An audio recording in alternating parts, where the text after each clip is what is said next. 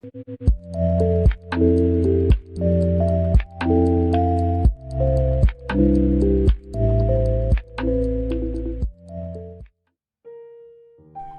me, Mommy's big bouncing 400-pound boy, having a bubbly bubble bath in my reinforced steel tub, making tendy-flavored bubbles from my poopy hole, love feeling them tickle past my mighty 2-inch pee-pee.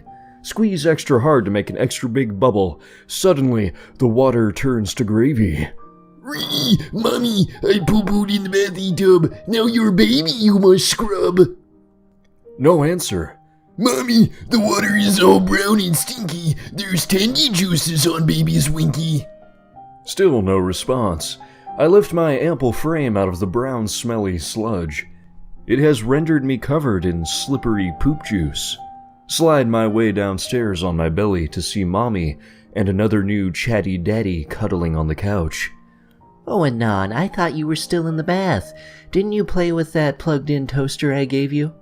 Baby poopied in the bath. Clean it up or feel my wrath. Listen, champ, your mom and I are trying to watch the movie. How about you go upstairs and give us some private time? You might want to clean up, too. You smell like shit. I can feel my tard rage building. Ree! Grab my Loot Crate exclusive replica Minecraft sword and strike Chatty Daddy in the head. That's it, you fat little shit. You're gonna get it. He charges and attempts to grab me.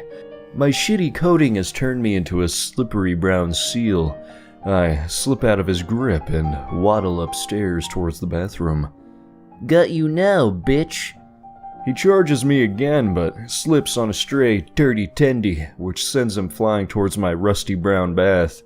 Hold his head under the KFC of poop as he struggles to fight for air.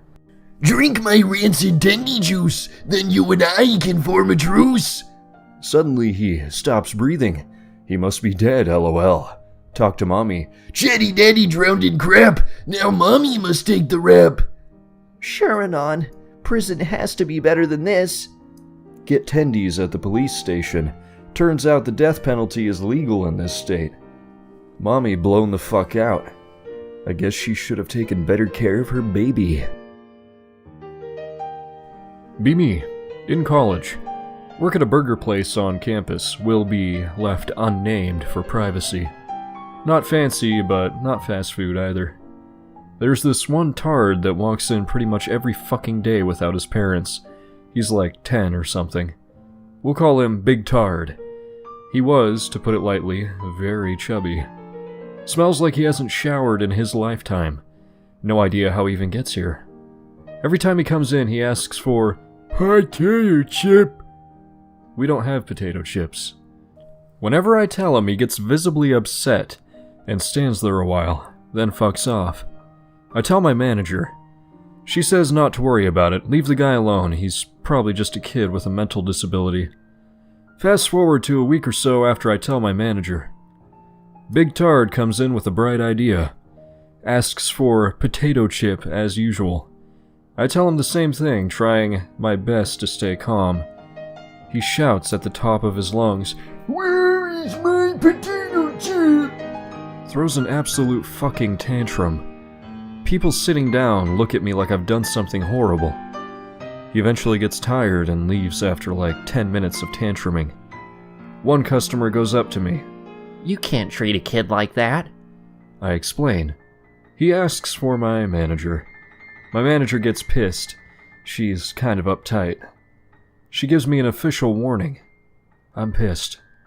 The next day, Big Tard comes in. Oh no, not PNG. He does the same fucking thing as the previous day.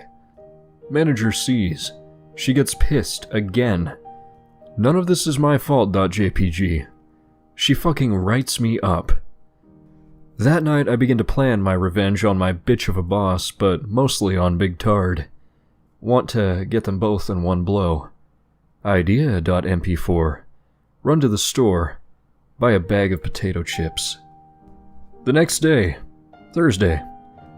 I have closing duty on Thursdays. This information will be more important later. Big Tard walks in, demands potato chip. I tell him that I can order some for him to be shipped in. but I'll need his mommy's phone number. He doesn't even fucking question it. An hour later, he shows up with a sticky note with a phone number on it. The note absolutely reeks. I don't want to touch it, but the revenge will be worth it. Tell him to come tomorrow at 8 a.m. sharp when the store opens. Say that there will be potato chips right behind the counter, no matter what. He's a little annoyed about waiting, but he fucks off for the day. A few hours later, everyone else leaves. Before closing, I tape the potato chips under the countertop. The next day, I call in sick to work. Manager always is the one who covers the counter when I'm gone. I grab the phone, ask friend to drive me to the restaurant. He agrees. Tell him to park across the street and stay for a while. He's a bit confused, but he listens. Big Tard waiting outside before the store opens, desperate to get in. Pull out phone, open camera. Zoom in on Big Tard. Brand new phone, so I can zoom in pretty far with decent video quality. Start recording. Store opens. Manager hasn't noticed the potato chips taped to the counter. Big Tard walks in, demands potato chip. Manager says the usual. He tells her about the order I supposedly placed. She has no clue. He gets fucking pissed. She says she has no clue what he's talking about. He climbs over the fucking counter. She tries to stop him. He fucking punches her with all of his Tard strength. He sees the chips I planted and immediately rips them out from the tape. Screams louder than ever before right into my manager's ear. Liar! Liar! Stealing my potato chip! She tries to restrain him. He kicks her shin and steps on her foot, runs out the door. I have it all on video. Sent it to his mom. The next day, manager's pissed at me, but it's worth it. Big Tard walks in with mom. She apologizes for everything that he's done. Big Tard never shows up again. Victory. B14. Go to school one day. Teacher says there will be a new student joining us and we have to be nice to him because he's a tard. Literal pick-related walks in, mutters something that nobody can understand in tard voice. Teacher tells him to sit down next to this girl, Julie.